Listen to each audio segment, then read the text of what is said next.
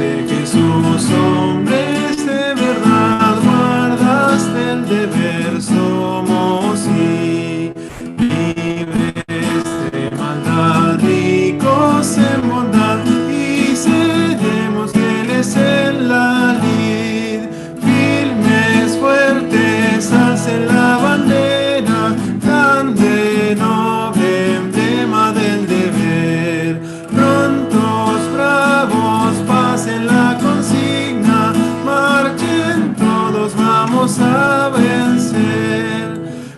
Cuán hermosos son los que sin temor, listos al llamar del clarín, luchan sin cesar, sufren sin dudar, guardas del deber siempre hasta el fin, firmes, fuertes, alcen la bandera, grande, noble, emblema del deber, prontos, bravos, pasen la consigna, marchen todos, vamos a vencer.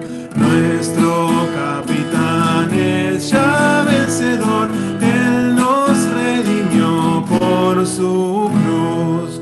Guardas del deber, Él nos da poder y nos guiará en su santa luz. Firmes, fuertes, alcen la bandera, grande, noble, emblema del deber. Prontos, bravos, pasen la consigna, marchen todos, vamos a vencer. Invencibles son los que con afán cada día dan al deber. Gloria y luz tendrán y recibirán grande galardón del Redentor.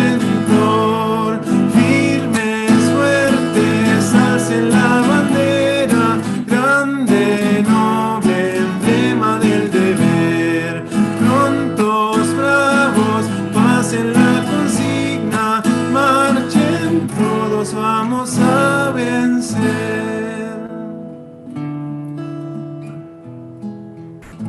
Muy bien, muchas gracias, Agus, sonó muy lindo. No sé si han podido observar que se tocó en vivo y en directo, así que ha salido muy lindo, gracias a Dios. Y como solíamos recordar los horarios de reunión, cuando nos juntábamos, vamos a recordarlos también. Nos estamos conectando los días miércoles para tener reunión de oración y ministerio de la palabra a las 8:30 horas, y estamos teniendo reunión en conjunta de predicación y también de estudio de la palabra los domingos a las 8:30 de la noche, y a continuación de la reunión de predicación tenemos la Cena del Señor, la cena para aquellos hermanos que estamos en comunión, miembros de la iglesia, participamos la cena, y los días sábados una reunión muy similar a esta de carácter familiar. Ahora vamos a cantar un coro muy lindo, un coro que me acuerdo cuando comencé las reuniones allí en el 2012, uno de los primeros coros que escuché, y sin duda fue un coro que me marcó mucho, que dice: sin ti, Señor, nada puedo ser, si no estoy en ti, nada puedo hacer, porque fuera de ti no hay Dios, porque en ti tengo valor, sin ti, Señor, ni siquiera puedo ser, como el pámpano, si no está en la vid, nada puedo hacer ni frutos llevar, sin tu fuego ya no hay calor, sin tus brazos ya no hay amor, sin ti, Señor, ni siquiera puedo ser. Y el coro muy lindo dice: quiero estar unido a ti y muy fuerte permanecer, arranca todo aquello que me hace inútil, quiero estar unido a ti y muy fuerte permanecer, pues quiero que te sacies de mis frutos, Señor. Cantemos el siguiente coro.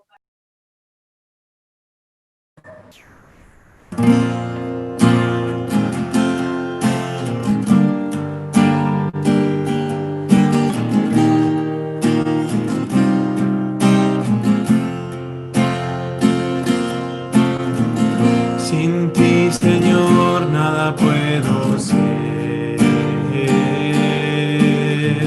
Si no estoy en ti, nada puedo hacer. Porque fuera de ti no hay Dios, porque en ti tengo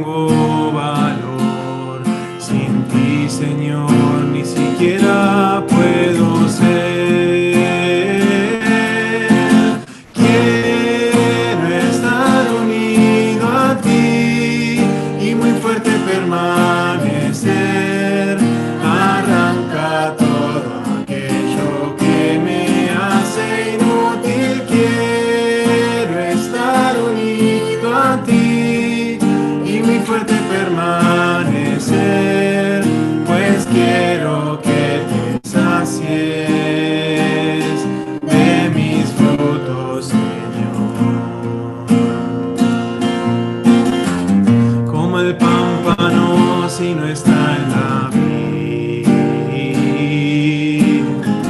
Nada puede hacer ni frutos llevar.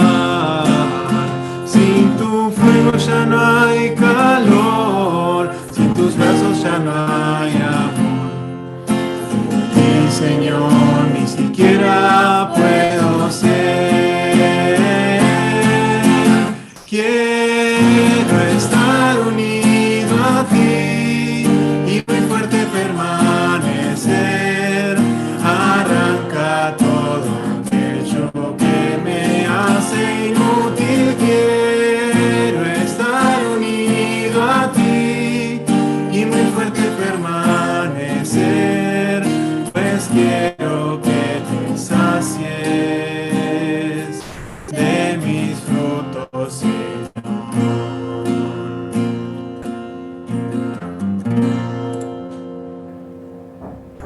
Muy bien, muchas gracias. Sonaron muy lindas las canciones que hemos cantado y compartido en la reunión del día de hoy. Y para continuar con la reunión, antes de pasar al mensaje, hoy Dani Kunumilla tiene el mensaje en esta noche. Y antes de dejarle lugar a él, vamos a orar. Vamos a hablar con Dios para que Él guíe la reunión.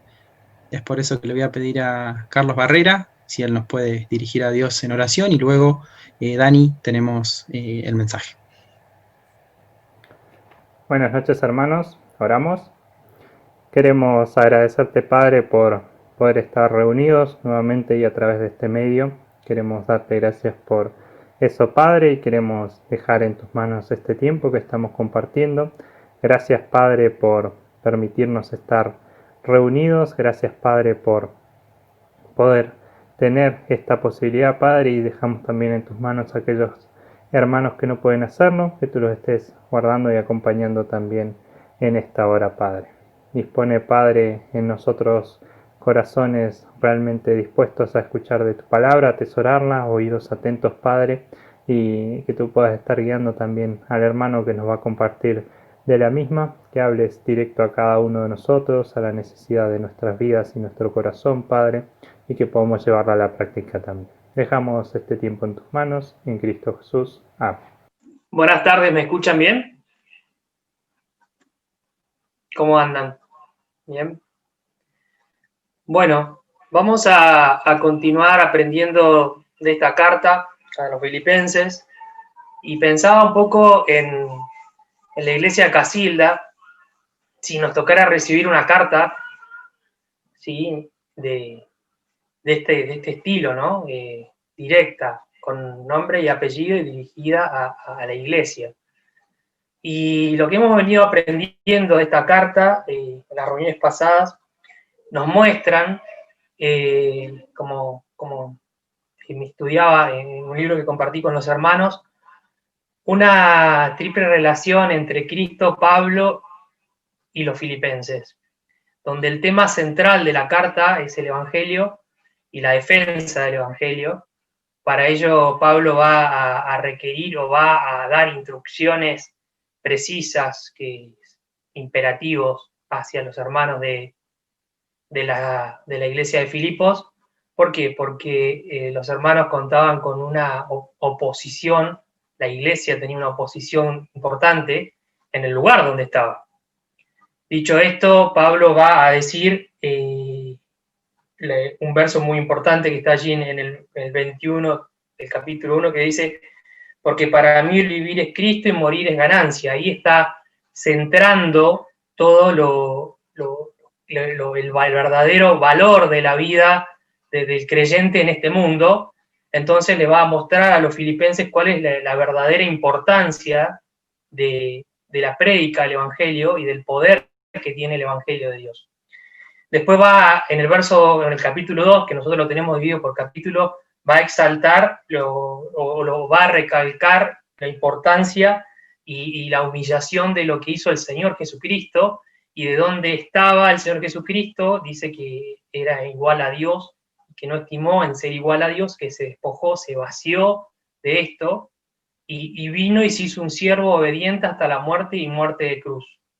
Y en eso Pablo va a arrancar para mostrar cuál era de este triángulo, cuál era la importancia, la de él, ¿sí? Como que para él vivir era Cristo y era morir era ganancia porque iba a estar con el Señor, y él predicaba como continuamente el Evangelio para que le dice que anden como es digno de este Evangelio, y después de Cristo, para mostrarle qué hizo Cristo por este mundo, qué hizo Cristo por ellos, que vino y se despojó de su condición de Dios y tomó la forma de hombre, de siervo, y fue a la cruz a morir. Y ahora queda el tema de ellos, de este triángulo, qué van a hacer ellos con todo esto, porque ellos eran salvos, habían recibido al Señor en su vida, y es una lección importante para la vida personal de cada uno y la vida en relación de la iglesia hacia la comunidad o hacia la ciudad donde está la iglesia. ¿Por qué es importante esto? Porque lo podemos tomar desde dos puntos de vista. Por un lado, desde el lado de individual o personal de cada uno. Vamos a leer desde el verso 12 al 18 del capítulo 2, y vamos a ver, Pablo, las directivas o las órdenes que le da, se llaman imperativos, para que hagan tal cosa, y que además de haciendo tales cosas sirvan para algo, ¿sí? Sirvan para hacer que algo que va a ser el Evangelio, ¿sí?, sea luz en ese lugar. Entonces es importante entender cuál es el rol de la iglesia de Filipos en la ciudad donde está. ¿Y por qué empecé diciendo eso? Porque es importante entender el rol de la iglesia, de donde uno se congrega, cuál es el rol que tiene en la comunidad donde está, y que el rol está claro, y no es otro más que predicar el Evangelio, ¿sí? El rol principal de la iglesia es predicar el Evangelio. ¿Para qué? Para que personas conozcan del Señor Jesucristo, sean salvas, ¿sí?, y sean su vida transformada. Pues la iglesia tiene otras funciones, ¿sí?, de asistencia, de apoyo, de acompañamiento, pero la meta o el objetivo principal de la iglesia es predicar el Evangelio. Dicho esto, vamos a leer desde el capítulo 2, verso 12, donde en algunas Biblias habla o tiene un título que dice luminares en el mundo, ¿sí? ¿Por qué habla de esto? Bueno, porque estamos hablando, para entender un contexto, que es un mundo que está en tinieblas, por eso necesita luz. Y las luminarias son las luces, lo que va a alumbrar este mundo, y va a estar representado por, en este caso, lo que la iglesia de Filipos tiene que hacer en esa ciudad. Una ciudad que era una ciudad muy pagana, ¿sí?, dada a idolatría, y donde asentada una iglesia del Señor va a tener como objetivo, ¿sí?, persuadir, convencer, predicar y ser luz para que la ciudad, las personas, crean en el Evangelio. Dicho esto, arranca Pablo, ¿sí?, de una forma muy cariñosa, muy afectiva hacia los filipenses, diciéndole, por tanto, por todo lo que dijo de él y del Señor Jesucristo, de lo que hicieron y de lo que realmente importa, les dice, amados míos, como siempre habéis obedecido, ¿sí?, como siempre obedecieron lo que les vengo diciendo, no como en mi presencia, sino solamente mucho más ahora en mi ausencia, porque recordemos que Pablo estaba preso, escribiendo esta carta, les dice, mucho más ahora en mi ausencia, ocupados en vuestra salvación con temor y temblor, ¿sí? Entonces Pablo le dice, bueno, tienen que ocuparse de la salvación que tienen, de lo que han ganado porque Pablo les ha predicado, porque el Señor Jesucristo llegó a sus vidas y transformó sus vidas. Ahora se tienen que ocupar de esto. ¿Cómo tienen que hacer eso? Bueno, todo lo que han creído, todo lo que han recibido de Pablo y del Señor Jesucristo, de la enseñanza, la tienen que materializar en algo. Y con esto no quiero decir que la salvación es por obra, porque ya está hablando a personas que son salvas. Está diciendo, bueno, ustedes ya han creído, son salvos, bueno, materialicen, pongan en obra la fe que tienen. Aprendimos en Hebreos de la fe, de lo que era la fe, vimos la galería de la fe. Ahora, estos filipenses, les dice Pablo, ocúpense de vuestra salvación con temor y temblor. con temor y temblor no hacia la comunidad donde viven, con temor y temblor hacia Dios, ¿sí? Hacia el Creador, hacia el que... Recordemos que el Evangelio no es de los hombres, el Evangelio es de Dios, y Dios se lo da a los hombres para que los hombres prediquen el Evangelio, para que los creyentes prediquen esta salvación. Entonces el Evangelio no es algo pensado o diseñado por una mente humana, es algo que diseñó Dios y lo trajo, lo materializó Dios con la venida del Señor Jesucristo a este mundo. Dios materializó el mensaje de salvación, materializó este amor de una forma concreta. Por eso Pablo les dice: ocúpense de vuestra salvación con temor y temblor hacia Dios. No tengas miedo en la comunidad donde está de predicar, de decir, de hablar de Jesucristo, de dar las buenas nuevas de salvación, sino que ocúpense, ¿sí?, con un esfuerzo continuo y permanente, y esta es la clave del versículo, dice, con temor y temblor, que es un esfuerzo continuo y permanente para predicar. Ahora, de este verso podemos ver que la forma en que las personas se salvan va a mostrar un poco de cómo viven. Si son personas salvas, si son personas que han creído en el Señor Jesucristo, van a materializar esta salvación de alguna forma, ya sea en algún servicio particular, en la iglesia, o de algún servicio o de algún testimonio específico hacia su comunidad. Entonces es importante que entendamos que lo personal, lo individual está sobreentendido en esto, de que cada uno tiene que ocuparse personalmente de su vida espiritual, pero aquí Pablo le está hablando hacia la iglesia en su conjunto y en su relación con la comunidad de Filipos. Entendido esto, la iglesia le está diciendo, bueno, ustedes tienen que ocuparse. ¿Por qué? Porque dice el verso 13, porque es Dios, ¿sí?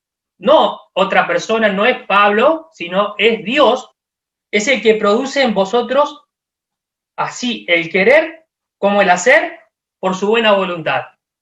Ustedes, Pablo le está diciendo, bueno, tienen que ocuparse de vuestra salvación, y ocupándose Dios va a producir en esto, en el querer ustedes de ocuparse, en el querer de materializar esa salvación, una forma en que Dios les va a dar la posibilidad de que quieran hacer algo y que lo puedan llevar adelante. Y esto le está diciendo Pablo a los filipenses. Bueno, ustedes tienen que ocuparse, ¿sí?, de la salvación. Ocuparse de esta salvación les va a requerir que quieran, ¿sí?, como dice el verso 13, y que hagan, ¿sí?, porque no basta con solo querer, sino que también hay que hacer. ¿Sí? Estas dos cosas son importantes para que entendamos cuál es la característica que le está pidiendo. ¿Por qué? Porque los filipenses tenían sufrimiento, tenían oposición, había cierto malestar interno dentro de la iglesia, ¿sí? Y Pablo le está diciendo, miren, hermanos, tienen que ocuparse de la salvación. Ahora, al ocuparse de la salvación, Dios va a obrar en el creyente, ¿sí? Porque esto proviene de Dios, de su voluntad. Si se ocupan, si materializan la salvación, Dios va a hacer que su vida lleve frutos, su vida cambie, su vida transforme, y la iglesia de aquel lugar, ¿sí?, esté dentro de los planes de Dios en la misión que le ha encomendado, que es predicar el Evangelio. Dicho esto,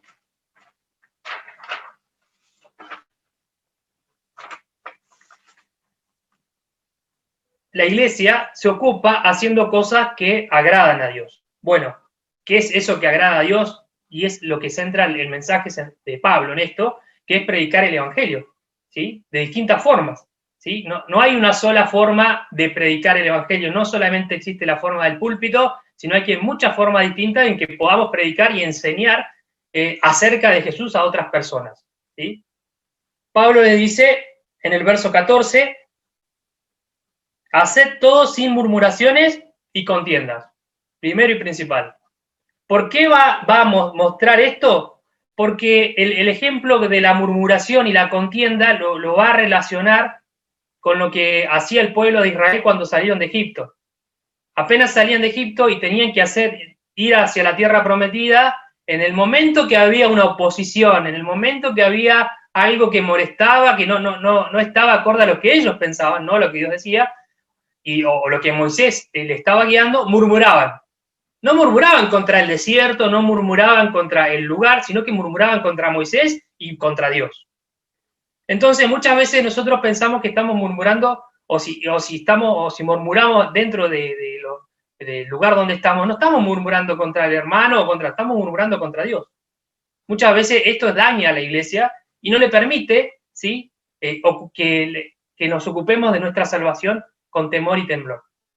Pero dicho esto es un comentario aparte, dice que el verso 15 dice, para que seáis irreprensibles, ¿sí? Y sencillos. Y esto lo difícil, o lo que no vemos muchas veces en las grandes iglesias, ¿sí? ¿Por qué? Porque por ahí no vemos que sean sencillos, ¿sí? Vemos mucha vanagloria. Ahora, ¿qué quiere decir esto? Que por ser sencillos no seamos inútiles, ¿sí? Que la sencillez de lo que hacemos, ¿sí? No quite las ganas de hacer cosas, las ganas del querer y el hacer de parte de Dios. El Señor nos está diciendo, ustedes tienen que ser irreprensibles, pero al ser irreprensibles, evalúen que sea sencilla lo que están haciendo, que sea práctico, que sea efectivo. Bueno, pero ¿cómo podemos hacer todo esto? Bueno, todo esto proviene de Dios. Todo esto proviene de la obra que hace el Espíritu Santo en la iglesia y dentro de la iglesia, dentro de cada uno de los miembros en forma particular. Y esto tiene que ver mucho con el compromiso y con las ganas que uno pone dentro del servicio de la iglesia. Ahora, dice, verso 15, para que seáis irreprensibles, sencillos, hijos de Dios, sin mancha, en medio de una generación maligna y perversa. Y ahí tenemos el contexto, ¿no? En el contexto donde se desarrolla la iglesia, ¿sí? Y es un contexto no muy distinto al que nosotros vivimos, es similar porque es un contexto donde hay mucha maldad, donde hay mucha perversidad, donde hay mucha oposición, donde hay muchas leyes en contra de lo que la iglesia predica, donde vemos que se está avasallando muchas de nuestras verdades, las quieren poner como anticuadas, como que son pensamientos cerrados, pensamientos de otra época, pero sin embargo Dios nos dice que la palabra de Dios Dios permanece siempre fiel hoy, por los siglos de los siglos, y también lo tenemos que mantener firmes nosotros esto dentro de nuestra verdad. Dicho esto, nos manda que seamos irreprensibles, sencillos, sin mancha. Difícil en el contexto, pero es un imperativo que Pablo le está dando a los filipenses. Le dicen, miren, ustedes tienen que ser de esta manera, y tienen que comportarse de esta manera, y que no haya ninguna mancha, ningún pecado, ¿sí? Y es algo que nos lleva a un ejercicio permanente dentro de cada uno que conforma una iglesia local. En este caso estamos hablando de los filipenses, pero para nosotros es exactamente lo mismo, ¿sí? Dios nos manda que seamos irreprensibles, ¿sí? Que nadie tenga que reprendernos o levantar el dedo para decir, mirá, Daniel, el hermano va a la iglesia y hace tal cosa, hace tal otra, hace tal cual, ¿sí? O es ostentoso en toda su forma de vivir, en su forma de vestir, en su forma de hablar, ¿sí? En su forma de comportarse en la sociedad. Entonces nos dice que tenemos que ser irreprensibles, sencillos, hijos de Dios, sin mancha, ¿sí? Que nadie tenga nada que ocultar, que ningún pecado nos manche nuestras vestiduras santas, en medio de una generación perversa y maligna, o maligna y perversa, en medio de la cual dice que tenemos que resplandecer como luminares en el mundo. Ahora vamos a hablar de los luminares, vamos a hablar acerca de qué representa esto, pero dice que tenemos que resplandecer, o sea, tenemos que ser irreprensibles, sencillos y sin mancha para resplandecer. Vamos a resplandecer de una forma y vamos a vivir de una forma que resplandezca hacia otros, ¿sí? De la única manera que tenemos para hacerlo. Y lo dice el verso 16. Dice que tenemos que resplandecer asidos de la palabra de vida. No hay forma de resplandecer si no estamos asidos. Bueno, asidos es una palabra que significa agarrar. Asir significa agarrar, ¿sí? Yo estoy asido, estoy agarrado de la palabra. La tengo en la mano, es mía, nadie me la quita. Ahora, Vamos a ver después cómo es la aplicación práctica de esto, de agarrar y de ser luminares. Dice, asidos de la palabra, verso 16, para que en el día de Cristo, ¿sí? El día de Cristo, ¿sí? Es el día, por si alguno no lo sabe, no es el día del Señor, sino que es el día de Cristo, el día en el que el Señor va a venir a buscar a la iglesia, y va a ser el día del arrebatamiento, ¿sí?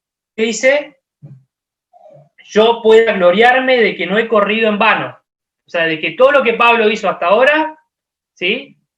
Pablo va a decir, estos creyentes fueron obedientes, estuvieron conmigo, escucharon las palabras, se agarraron la palabra de fe y vivieron conforme a la obediencia, ¿sí? Que recibieron del mandato del Señor.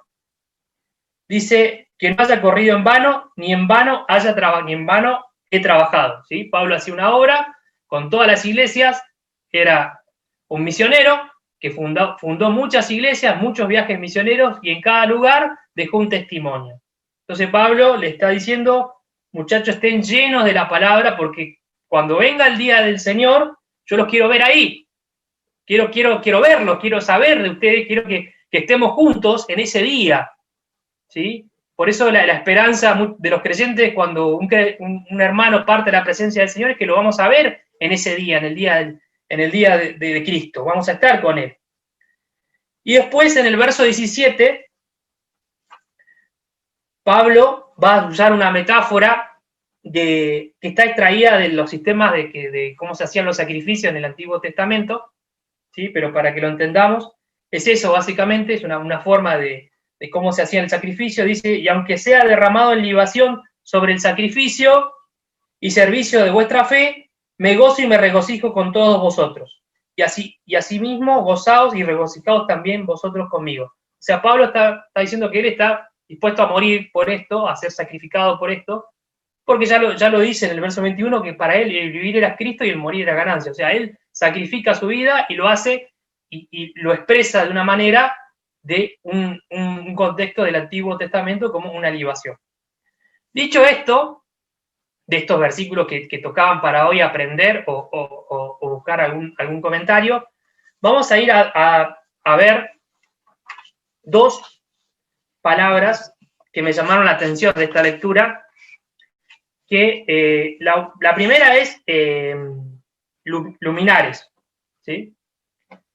Luminares se refiere o habla acerca de la luz, ¿sí? De un instrumento que da luz, que emite luz, que irradia luz, que muestra o está en el lugar donde hay oscuridad y aclara las cosas o nos da la posibilidad de ver más el lugar donde estamos y nos podemos conducir de otra manera. Dicho esto, vamos a buscar Mateo 5:14.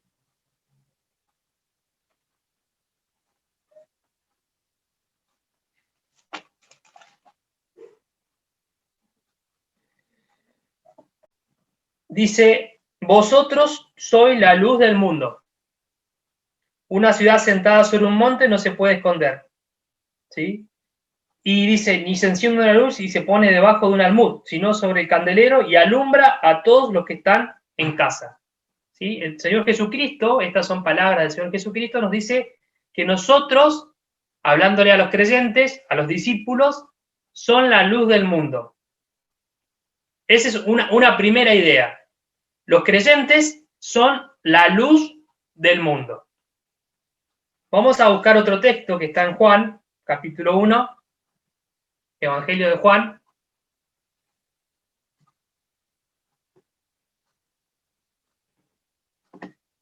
Dice el verso 1, en el principio era el verbo, y el verbo era con Dios, y el verbo era Dios. Este era en el principio con Dios. Todas las cosas por él fueron hechas, y sin él nada de lo que ha sido hecho fue hecho. En él estaba la vida, y la vida era la luz de los hombres. La luz en las tinieblas resplandece, y las tinieblas no prevalecieron contra ella. Hubo un hombre enviado de Dios, el cual se llamaba Juan. Este vino por testimonio para que diese testimonio de la luz, a fin de que todos creyesen por él. No era él la luz, sino que para que diese testimonio de la luz. Aquella luz verdadera que alumbra a todo hombre venía a este mundo. En el mundo estaba y el mundo por él fue hecho, pero el mundo no le conoció. A los suyos vino y los suyos no les recibieron.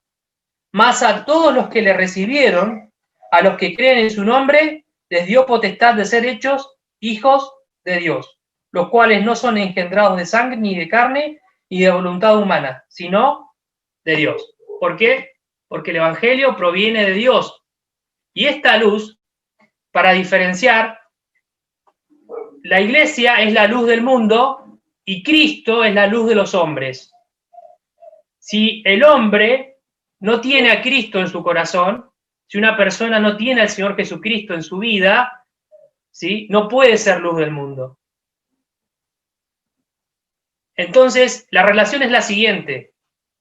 Para ser luminares, tenemos que tener al Señor Jesucristo en nuestra vida, porque Él es la luz de los hombres. No dice que es la luz del mundo, no dice que la iglesia es la luz del mundo, ¿sí? Los que forman la iglesia. El Señor Jesucristo es la luz de los hombres. Los hombres son los que anuncian el Evangelio. Son los que anuncian, los que dan a conocer la luz. Los que muestran el Evangelio de nuestro Señor Jesucristo a toda la comunidad. Por eso Pablo le dice a los filipenses, ustedes tienen que ser luminares, tienen que anunciar al Señor Jesucristo. Ustedes van a poder anunciar al Señor Jesucristo si el Señor Jesucristo está en sus vidas. Por eso le dice, ocúpense de su salvación, con temor y temblor, permanente y esfuerzo continuo en sus vidas, para que la iglesia sea la luz de esa comunidad. ¿Qué nos dice a la iglesia de Casilda? Lo mismo. Tenemos que anunciar el Evangelio para que esa luz que vino a este mundo, ¿sí?, que vino y estuvo, es la luz de los hombres, de los que le reciben, que les da la potestad de ser hechos hijos de Dios, los cuales no son engendrados, dice, por voluntad humana de varón, sino por Dios. Ahora, estos hijos de Dios son los que van a ser los luminares, que van a anunciar al mundo la salvación, que van a anunciar al mundo el Evangelio. Este Evangelio que en la carta de los filipenses Pablo defiende y dice que tienen que ponerse a práctica, ¿sí?, hacer, querer y hacer cosas por este Evangelio. Dicho esto, la otra palabra que me llamó la atención es la palabra asidos, ¿sí?, de la palabra. Bueno, ¿qué significa asidos, agarrados de la palabra? Bueno, vamos a leer en Hebreos,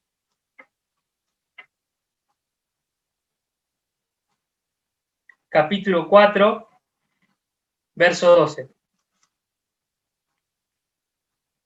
Y esta es una referencia que siempre hacemos, que siempre me gusta la expresión que la Biblia es nuestra espada para defendernos, ¿no?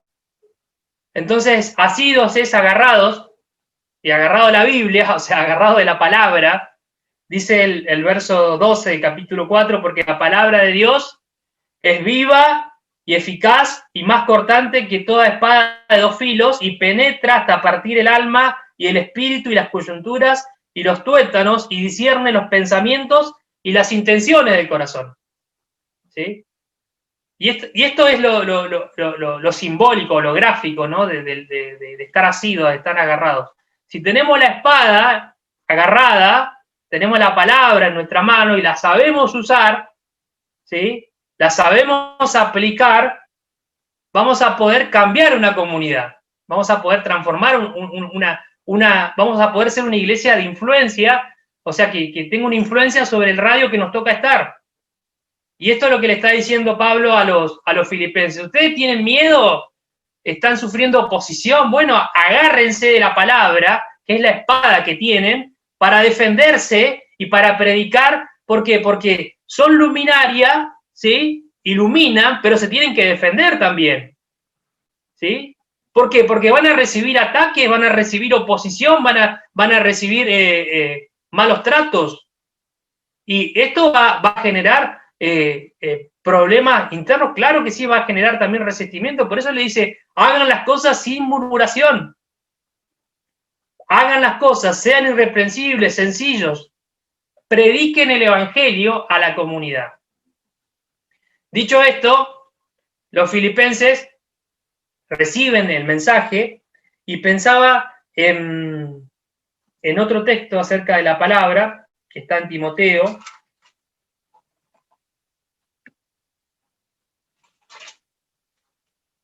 Segunda Timoteo 3:16, textos muy conocidos para los hermanos, dice, toda la escritura es inspirada por Dios y útil para enseñar, para redarguir, para corregir, para instruir en justicia. Todo eso que tenemos en la mano, agarrado, a fin de que el hombre de Dios sea perfecto, enteramente preparado ¿para qué? Para toda buena obra. ¿Y cuál es toda buena obra? Es la que Dios preparó de antemano para que anduviésemos en ella, nos dice la Biblia. Bueno, tenemos agarrada la palabra, la podemos aplicar, bueno, aprendamos de la Biblia. En el mes de la Biblia, aprendamos a vivir como dice la Biblia. Enseñemos a vivir como dice la Biblia. Prediquemos como dice la Biblia, ¿sí? Y creamos lo que la Biblia dice sobre todas las cosas, no creamos otra cosa. No busquemos otra cosa, no busquemos otras verdades, porque Dios nos reveló su verdad en esta palabra. Aquella luz verdadera que vino a este mundo, que es la luz de los hombres, ¿sí? Que transformó la vida o transformó tu vida, te muestra que tenés que estar preparado para toda buena obra, siendo luminaria. Hay un ejemplo de esto en la Biblia, porque tenemos ejemplos de la Biblia de esto, está allí en el libro de Nehemías. Vamos a ir al libro de Nehemías, vamos a leer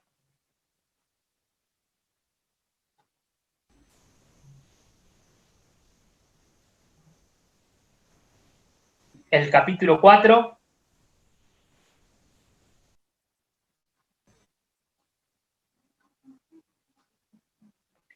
El pueblo había comenzado a reconstruir los muros y tenían oposición, ¿sí? Se burlaban de ellos, había unos personajes malvados allí en el libro, si lo quieren leer después el libro, y el pueblo tenía una actitud, dice el verso